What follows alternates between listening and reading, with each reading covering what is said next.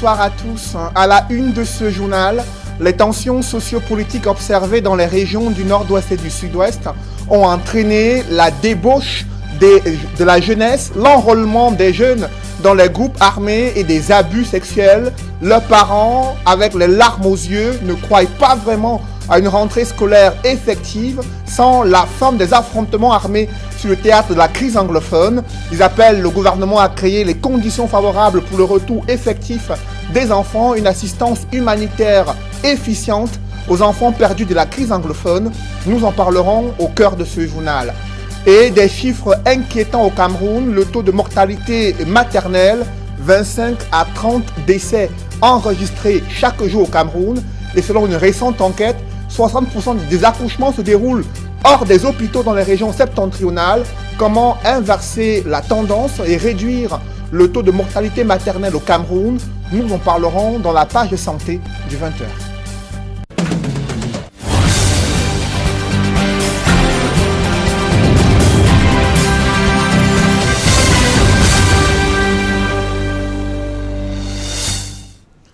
Merci de suivre cette édition complète de l'information sur Equinox Télévision. Encore un épisode de la saga judiciaire baptisée Opération Épervier. 2 ans après avoir été limogé à la tête de l'agence de régulation des télécommunications, Jean-Louis Bemengue doit passer sa 2e nuit à la prison centrale de Yaoundé. Placé sous mandat de dépôt, il est soupçonné de détournement de deniers publics après avoir passé au moins 18 ans à la tête de l'agence de régulation des télécommunications. D'autres précisions avec Marcelin Gransop. Les premiers éléments d'enquête parlent d'un détournement présumé de plus de 20 milliards de francs CFA. C'est le résultat d'un récent rapport du contrôle supérieur de l'État datant de 2013, dans lequel Jean-Louis Bemengue avait été épinglé pour diverses fautes de gestion ayant fait perdre beaucoup d'argent à l'État durant les 18 ans passés à la tête de l'agence de régulation des télécommunications. Les communications électroniques de notre pays. Déchargé de ses fonctions le 8 juin 2017, il avait été interdit de sortir du territoire pour besoin d'enquête. Des instructions fermes avaient été données aux autorités administratives du Sud pour qu'ils ne puissent pas quitter le pays en passant par cette région frontalière au Gabon et à la Guinée équatoriale. Qu'il soit aujourd'hui écroué à la prison centrale de Yaoundé où il s'apprête à passer sa 2e nuit ne surprend pas beaucoup d'observateurs avertis. Le tribunal criminel spécial ayant estimé que les charges étaient suffisamment lourdes pour l'incarcérer. Au terme d'une garde à vue entamée le lundi 5 août dernier, Jean-Louis Bemengue répondait alors à une énième convocation. La prison centrale de Yaoundé accueille ainsi une énième victime de l'opération baptisée Épervier, du nom de la vaste campagne d'assainissement et de lutte contre les prévaricateurs de la fortune publique, lancée il y a plusieurs années, et qui vaut aujourd'hui que plusieurs anciens barons du régime se retrouvent derrière les barreaux. Le dernier en date, avant Jean-Louis Bemengue, étant Alain Egam Bongo, ancien ministre de la Défense, un autre fils de la région du Sud, qui a lui aussi maille à partir avec la justice et qui est incarcéré depuis quelques mois en compagnie de son épouse à la prison centrale de Yaoundé. Awano, ancien ministre de la Santé, Iya Mohamed, ancien directeur général de la Sonara, et Inoni Ephraim, ancien Premier ministre, ont-ils décidé de porter plainte et se constituer partie civile dans une affaire où des présumés meneurs de la mutinerie sont traduits en justice, alors que certains journaux affirment avoir vu cette affaire inscrite au rôle d'un tribunal à Yaoundé.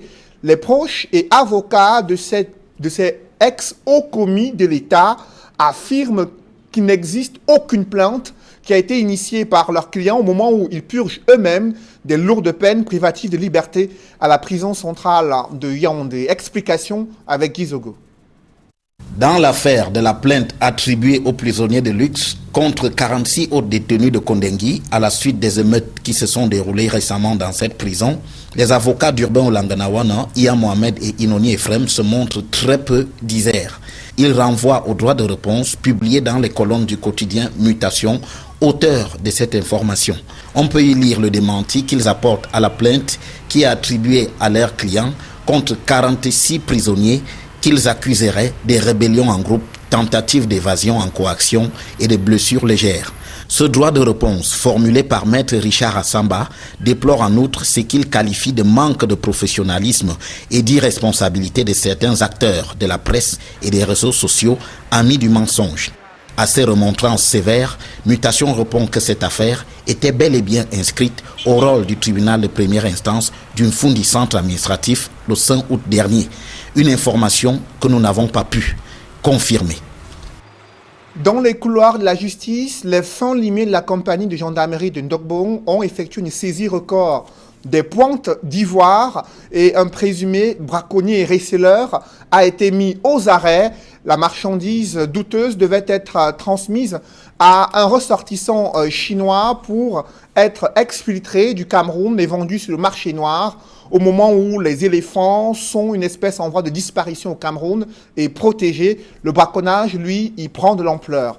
Évocation avec Innocent Abega et Xavier Foka. 16 défenses d'éléphants saisies entre les mains d'un présumé trafiquant de Koti à Douala. Le suspect, cet homme âgé de 50 ans, est tombé entre les mailles des filets de la 2e compagnie de la gendarmerie nationale. Pendant nos patrouilles nocturnes, nous avons interpellé M. Boudouma Benoît, âgé de 50 ans, au niveau de Dokoti, en possession de 16 défenses d'éléphants. Pendant l'exploitation, il ressort que un ami lui aurait apporté ça depuis Bertois pour qu'il trouve un preneur ici dans la ville de Douala. Le présumé trafiquant de défense d'éléphants qui clame son innocence, parti de Bertois avec son butin, ne rencontrera jamais les prétendus clients. Lui, Mikonda, il a un de ses amis au nom d'Anthony. C'est lui qui lui a donné le numéro d'appeler le démarcheur des Chinois. Alors, le démarcheur des Chinois, donc, que lui peut-être ne maîtrisait pas que c'est un indique de la gendarmerie. Il a donné mon numéro, et l'indique là m'a appelé. Il a donc dit que bon, qu'on doit aller livrer chez le Chinois. En allant donc chez le Chinois, c'est là où ils m'ont déporté au niveau de la gendarmerie. Cueilli comme une feuille morte, le suspect qui a été présenté au procureur de la République ce mardi estime avoir été piégé.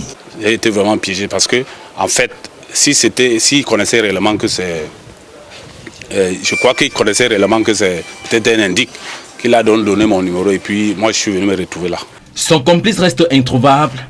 L'enquête est en cours pour faire la lumière sur cette affaire, alors que le Cameroun s'est résolument engagé dans la lutte contre le trafic et le braconnage des espèces protégées, notamment des éléphants.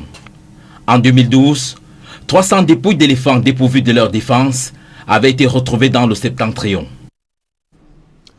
Restons dans la ville de Douala où les populations vivent un véritable calvaire, notamment sur la porte est de la capitale économique du Cameroun. Et dans les agences de voyage, ils sont nombreux qui cherchent à pouvoir se rendre du côté de Yaoundé. Il faut attendre au moins 2 à 3 heures pour espérer trouver un bus dans une agence de voyage et parcourir Douala-Yaoundé en près de 6 heures de temps. Et c'est un énorme manque à gagner pour les agences de voyage au moment où il n'y a aucune organisation du transport interurbain pour pallier cet épineux problème relatif aux embouteillages monstres à l'entrée est de la ville de Douala. Reportage, Farel Bounia et Kediara. Malgré les embouteillages monstres provoqués à la sortie est de la ville de Douala, les agences de voyage ne désemplissent pas. Les usagers, déterminés à vaquer normalement à leurs occupations, n'ont pas pu se résoudre à annuler, mais momentanément, leur projet de voyage. Pourtant, si les voyageurs emplissent toujours autant les halls et salles d'attente des dites agences, les responsables se plaignent de la diminution du trafic de leurs bus sur les routes, la réduction indéniable des gains et un manque à gagner important. Il va de soi que l'activité est fortement perturbée. Nous ne faisons que subir et nous sommes dans l'impossibilité de prendre quoi que ce soit. Même sans donner des chiffres exacts, des chiffres réels, mais on peut imaginer aisément que nous sommes au niveau de notre turning over à environ 50% de nos moyens. Donc l'activité est vraiment réduite à la plus simple expression. Les vacances scolaires constituent pour ces opérateurs le moment M de la multiplication des gains. Certains d'entre eux réussissent même à littéralement doubler leur chiffre d'affaires à cette période, seulement depuis le début de la deuxième phase des travaux sur la pénétrante est de la ville de Douala. Ceux qui d'entre eux avaient capitalisé sur les voyages Douala-Yaoundé font face à de grosses difficultés. Pour tenter de limiter la saignée, des stratégies sont trouvées et reposent pour la plupart sur une communication intense. Oui, avec l'outil de géolocalisation, le GPS notamment, nous essayons de communiquer directement en live avec les passagers. On leur donne la situation exacte du mouvement des bus, le temps qu'ils mettent et lorsqu'ils sont prêts à embarquer. Ça fait que l'attente se fait moins stressante. Dans l'espoir de satisfaire coûte que vaille la clientèle, certains promoteurs ont même pris la résolution de passer par Bafoussam pour allier Douala à Yaoundé, ce qui revient évidemment à faire un énorme détour. Si ces solutions sont efficaces, il faut préciser qu'elles sont utilisées par de grandes agences de voyage. Pour les autres, les plus petites, les activités sont tout simplement en arrêt. À quelques semaines de la rentrée scolaire, l'inquiétude se dessine sur le visage des parents d'élèves résidant dans le coupé Manengouba, région du sud-ouest. Là-bas, les tensions sociopolitiques ont engendré la paralysie du secteur de l'éducation et cette paralysie a également engendré la déperdition des jeunes enrôlés dans des groupes armés livrés à la débauche et aux abus sexuels. Le parent, les yeux larmoyants, appelle le gouvernement à créer les conditions favorables pour un retour effectif à la rentrée scolaire et mettre fin aux affrontements armés sur le théâtre de la crise anglophone. Reportage Jacques Molon et Donald Brice Kamgan. À Bangem, chef-lieu du département du coupé Manengouba, dans la région du sud-ouest, des femmes marchent et se lamentent. C'est l'expression de leur exaspération, elles qui voient leurs enfants sombrer dans les déviances en raison de l'interruption des classes. Comme dans l'essentiel du nord-ouest et du sud-ouest, les affrontements entre l'armée et les séparatistes ont contraint les écoles à fermer portes. Conséquence, les jeunes filles se prostituent alors que d'autres élèves sont réfugiés en brousse. Donc les enfants sont devenus des animaux, les garçons. Les filles sont grosses alors qu'ils devaient aller à l'école pour partir loin. Donc on ne sait pas comment on peut arranger le problème là. Trop de vols, trop de prostitution, les enfants par ailleurs à cause de sont toujours à peur. Certains sont en train de fuir partout, rester dans les champs, tout. Ce n'est pas bon pour nous. À Bangem, les parents d'élèves s'impatientent face à la persistance du climat sociopolitique tendu. Le dialogue annoncé par le gouvernement doit être immédiat afin de permettre aux élèves de reprendre le chemin de l'école le 2 septembre prochain. Les enfants souffrent pour rien. On veut la paix. On veut l'autonomisme. On veut que l'État fasse tout pour qu'on se calme. Parce que nous souffrons. Et le temps qu'on nous avait mis au quartier, on a beaucoup perdu. Entre le vœu d'un retour à l'école et la réalité sécuritaire, les observateurs sont loin de s'accorder. La crise anglophone est à l'origine de la fermeture de plus de 6 000 écoles dans les régions du nord-ouest et du sud-ouest, tandis que 600 000 élèves seraient privés d'éducation, d'après les dernières statistiques de l'UNICEF. Le Cameroun peine à lutter contre la mortalité maternelle. 25 à 30 décès sont enregistrés chaque jour. Selon les Nations Unies, c'est l'un des ratios les plus élevés au monde. Et une récente enquête révèle que 60% des accouchements sont réalisés hors des hôpitaux, notamment dans les régions septentrionales, là où le taux de mortalité maternelle est le plus important au Cameroun. Pour inverser la tendance, le gouvernement et le Fonds des Nations Unies pour la population ont décidé de renforcer sur le plan logistique le matériel et le plateau technique destinés aux hôpitaux des régions septentrionales. Évocation avec Warren Zede et Flavien Valondongo. Le pourcentage des femmes qui accouchent dans des formations sanitaires des régions septentrionales et de l'Est Cameroun reste faible jusqu'ici. Les difficultés que nous avons, c'est que les femmes accouchent encore à domicile.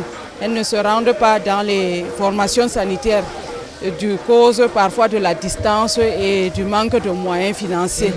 Et puis disponibilité des ambulances qui vont aller dans les zones les plus reculées, prendre ces femmes-là en travail pour les ramener dans les formations sanitaires. Une enquête démographique et de santé menée en 2018 révèle que le pays perd de plus en plus de femmes et d'enfants chaque année dû aux accouchements effectués en dehors des structures sanitaires. Notre pays continue à perdre chaque année environ 70 000 enfants âgés de moins de 5 ans. 6 000 femmes qui meurent chaque année dans notre pays suite aux complications liées à la grossesse et à l'accouchement. Les chiffres révélés par le ministre de la Santé publique du Cameroun et qui donnent froid au dos sont la conséquence de l'ignorance qui anime des familles situées dans des zones retirées où des voies d'accès sont difficiles et les moyens financiers rares au sein des populations. C'est pour stopper la saignée que le Fonds des Nations Unies pour la population et la Banque islamique de développement se sont mis ensemble pour sauver la mère et l'enfant qui constituent des couches vulnérables dans le cadre de la contribution à l'agenda 2030 des objectifs de développement du millénaire qui sont 3-0. Zéro besoin non satisfait en planification familiale, zéro décès maternel évitable, zéro violence basée sur le genre et pratiques néfastes à l'égard des femmes et des filles. Le matériel roulant et médical, ainsi que des médicaments désormais disponibles au port de Douala et dont le plan de distribution vient d'être opéré à Douala par le ministre de la Santé publique et ses partenaires pour le développement, semble être un début de solution. Les accouchements qui se déroulent dans les formations sanitaires dans la région du Nord sont de 36,8%, la région de l'extrême Nord 37,8% et la région de l'Adamawa de 46%. Comme je dirais, ce sont des progrès, il y a encore beaucoup à faire. Cette acquisition, permettez-moi de le rappeler, s'effectue dans le cadre de la mise en œuvre du projet d'appui à la santé maternelle, néonatale et infantile. Le résultat attendu à ce projet naissant et qui cible les régions à forte densité de personnes vulnérables que sont la mère et l'enfant devra aboutir à la réduction du taux de mortalité des deux catégories de personnes au Cameroun. Et pour le ministre de la Santé publique, il est donc hors des questions que les femmes continuent de mourir en voulant donner la vie. Et quelle est la réalité des plateaux techniques dans les hôpitaux situés dans les régions septentrionales, dans un centre intégré situé dans l'Adamawa? Là-bas, les médecins-chefs éprouvent des difficultés à réaliser une prise en charge médicale optimale des populations et pour cause, le plateau technique est désuet. Il fait face à une insuffisance de ressources humaines qualifiées en matière de personnel médico-sanitaire afin d'améliorer la prise en charge médicale des patients qui sont de plus en plus nombreux dans ce centre intégré situé dans l'Adamawa. Reportage, Joël Niem et Sylvestre Hippolyte Zangaou. Voici Gangsaou, une localité située à 50 km de Ngaoundéry, dans la région de l'Adamawa. Ce village de près de 10 000 âmes dispose d'un centre de santé intégré qui fait face à de nombreuses insuffisances qui rendent difficile la prise en charge des malades. Il n'y a même pas de lumière, c'est vrai qu'on a quand même une plaque qui fonctionne peut-être jusqu'à 19h-20h, ça s'éteint. Raison pour laquelle vous avez vu dans les salles qu'il y a des lampes tempêtes auxquelles on fait recours au moment où la lampe, la plaque solaire nous lâche. C'est juste un petit truc qu'on a pu acheter pour pouvoir alimenter un peu le centre. Étant le seul de la localité, le centre de santé intégré de Gangsaou est fortement sollicité par des femmes enceintes. Il y a aussi le plateau technique, avec beaucoup de femmes qui approchent. Il y a aussi des femmes qui ont des complications pendant l'accouchement. À ce niveau, il faut référer les femmes à l'hôpital régional de Ngaoundéré, qui se trouve à 50 km de Ngangassao. Donc c'est une des difficultés vraiment qu'on en a parce qu'on n'a pas d'abord l'ambulance. Il faut maintenant chercher les voitures au quartier ou bien attendre les voitures en route. Donc c'est une des difficultés majeures qu'on a ici par rapport à la prise en charge des femmes. Bon, il y a aussi d'autres cas de pathologies qui nécessitent une consultation médicale, donc approfondie. Donc ça veut dire qu'il faut référer chez le médecin. C'est aussi un problème de... Il y a aussi ce problème justement de transport qui s'impose à notre niveau ici. Sorti du centre intégré de santé, Gangsaou est un village organisé autour de l'agriculture et de l'élevage. La foi est bâtie sur la religion musulmane, mais d'autres courants religieux sont aussi bien intégrés. Situé au centre de l'arrondissement de Ganha, Gangsaou, c'est aussi le lieu où les populations des villages environnants viennent se ravitailler. Gangsaou a un lycée d'enseignement général, une école publique et un marché périodique qui se tient les lundis, tous les lundis, un marché périodique qui attire beaucoup de commerçants. Gangsaou, avec ses environs, ses villages environnants, vivent en harmonie, dans l'harmonie. Les habitants de Gangsaou espèrent que les pouvoirs publics vont remédier aux difficultés du centre intégré de santé, améliorer la qualité d'adduction en eau potable et construire des routes, entre autres. Dans le Septentrion, une femme enceinte est morte à Kaélé, faute de soins dans l'hôpital de district de cette localité. Le ministre de la Santé publique a annoncé sur son compte Twitter qu'il a prescrit une enquête pour voir plus clair autour de ce décès d'une femme enceinte morte faute de soins à l'hôpital des districts de Kaélé. Il a promis des sanctions lorsque des responsabilités seront établies. Il a exprimé ses condoléances à la famille dûment éprouvée. Et restons dans le chapitre santé pour évoquer cette humanisation des soins de santé et services de santé qui est loin d'être une réalité au Cameroun. Des experts ont engagé des réflexions dans ce sens pour la problématique de la prise en charge médicale optimale au Cameroun. D'autres précisions avec Rodrigue Gassi et Marcelin Gansop. Depuis son arrivée au ministère de la Santé publique, le docteur Manaouda Malachi ne cesse de promouvoir et même de prescrire l'humanisation des soins dans un environnement où on a l'impression que certaines formations sanitaires se transforment en bourreaux plutôt qu'en sauveurs des personnes malades. Le débat qui a cours sur la gouvernance sanitaire en général et sur l'humanisation des soins en particulier est si passionnant que l'Association camerounaise des administrateurs de la santé publique a décidé de mettre le sujet sur la table. On a compris que si tous les personnels, tous les corps qui travaillent dans la santé publique travaillaient pour la population, pour le peuple, il ne devait pas avoir premièrement antagonisme entre les différents corps.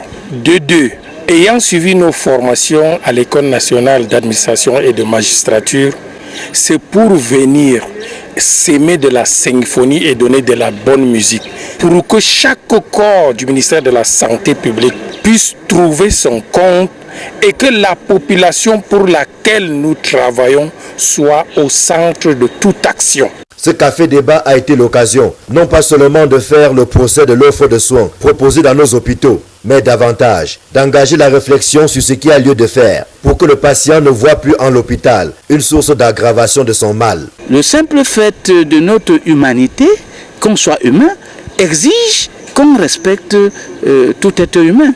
Il faut qu'on adapte le soin à la singularité de l'individu. Mais les soins qui ne l'exposent à aucun danger, c'est ça en fait la démarche qualité. Qu'il s'agisse du diagnostic, que ce soit un bon diagnostic, qu'il s'agisse des soins, quand vous dispensez le soin, qu'on ne vous rende pas plutôt malade. Cette réflexion coïncide avec les actions de sensibilisation que mène le ministre de la Santé publique afin de redorer le blason des hôpitaux publics dont l'image a suffisamment été traînée dans la boue ces dernières années. Quand nous arrivons à l'hôpital, c'est trop tard. On a échoué. La santé publique commence à l'aval, la prévention, la promotion. Il faut éduquer la population. Quand on arrive à l'hôpital, c'est qu'on a échoué dans tout le système et qu'on se retrouve à l'hôpital pour pallier. Et vous savez, quand on est à l'hôpital, on a une chance sur deux. Ou on en ressort, pas comme on était entré, ou on meurt. Entre l'humanisation des soins, le bon accueil des patients, la gouvernance sanitaire, la lutte contre le médicament de la rue et la prolifération des centres de santé privés clandestins, le docteur Manaouda Malachi a fort à faire pour mettre de l'ordre là où ses prédécesseurs ont glissé, les mauvaises habitudes ayant la peau très dure. Alors que la crise anglophone s'enlise, la commission en charge de la promotion du bilinguisme et du multiculturalisme, elle, multiplie des campagnes de sensibilisation. Aujourd'hui, elle s'intéresse à l'épineux problème des discriminations au Cameroun. Cependant, ces multiples sensibilisations peinent à trouver des solutions durables aux problèmes que rencontrent les Camerounais. Elle reste suspendue à une décision du président de la République du Cameroun concernant la mise en place de ce dialogue très attendu par les Camerounais. Évocation avec Joël Essengé et Guy Zogo. La commission du bilinguisme va en guerre contre les discriminations. C'est l'objet d'une réflexion que cette institution vient d'entamer à Yaoundé. L'une des missions de la commission est de recueillir, de recevoir les dénonciations sur la discrimination, surtout la discrimination basée sur la culture et la langue. Donc la discrimination existe dans ce sens. Et nous avons déjà reçu pas mal de pétitions dans ce sens-là. On est en train de les analyser et on va faire un rapport au chef de l'État. Mais il n'est pas seulement question de discrimination liée à la langue et à la culture. Il est aussi question d'envisager cette problématique de manière globale. Il y a d'autres discriminations, mais il faudra qu'on ait la capacité, les membres de la commission, pour pouvoir traiter tous ces sujets-là, le moment venu. On parle de discrimination contre les femmes, contre les handicapés, ainsi de suite. Il faudra que la commission se prépare et c'est ça que nous sommes en train de faire. Aux côtés de la commission du bilinguisme, l'Organisation des Nations Unies apporte son expertise via le Centre des Nations Unies pour les droits de l'homme et la démocratie en Afrique centrale. La question de discrimination, elle est très large. Et si déjà au Cameroun, il y a 2 langues officielles, le français et l'anglais, certainement qu'il y a quelque part un indice de discrimination, qu'il est nécessaire notamment d'aborder la question parce qu'on ne peut pas résoudre un problème en le contournant. Tenons absolument à outiller les membres de cette commission pour pouvoir les aider à apporter une réponse idoine à la préoccupation du Cameroun. Les modules de cette réflexion aborderont les discriminations dans toutes leurs formes pour en ressortir un champ de compréhension pour la commission du bilinguisme. Mais comme c'est le cas depuis l'entrée en fonction de la commission du bilinguisme, c'est au président de la République qu'il reviendra le dernier mot sur quoi faire de toutes les propositions issues de cette réflexion. Mesdames, messieurs, c'est la fin de ce journal. Merci de l'avoir suivi. Juste après cette édition de 20h, retrouvez Serge Alain Auto et ses invités pour le débrief du journal sur le plateau d'Equinox Soir. Serge Alain. Surpopulation carcérale, Jean-Louis Bemengue écroué à la prison centrale de Yaoundé. L'ancien directeur général de l'Agence de régulation des télécommunications est soupçonné de détournement de deniers publics après avoir passé quelques nuits en garde à vue. Il doit passer sa 2e nuit à la prison centrale de Yaoundé, là où une affaire pourrait être enrôlée au rôle du tribunal criminel spécial, lui qui a passé 18 ans à la tête de l'arrêté, qui a été plusieurs fois épinglé par le contrôle supérieur de l'État. Il bénéficie de la présomption d'innocence au moment où il est placé sous mandat de dépôt à la prison centrale de Yaoundé. Rentrée scolaire dans le département du Coupé Manengumba, des parents de plus en plus, les parents d'élèves bien sûr, de plus en plus inquiets. Ils assistent impuissants, Serge Alain, à la déperdition des jeunes dans la région du Sud-Ouest, enrôlés dans des groupes armés, livrés à la débauche, victimes d'abus sexuels. Ces enfants peinent à pouvoir retourner à l'école au moment où des affrontements armés font rage sur le théâtre de la crise anglophone. Des parents peinent à croire à une rentrée scolaire sans la fin des hostilités des deux côtés dans les régions du Nord-Ouest et du Sud-Ouest. Ils appellent le gouvernement à créer les conditions favorables à un retour à l'école et surtout apporter une assistance humanitaire à ces enfants perdus de la crise anglophone. Voilà, madame, monsieur, c'est donc l'essentiel de Equinox Soir, deuxième partie, le temps du débrief. Bonne soirée à vous, Cédric. Bonne soirée à vous, 16 agents. Rendez-vous demain, 20h. Rendez-vous demain, 20h. Madame, monsieur.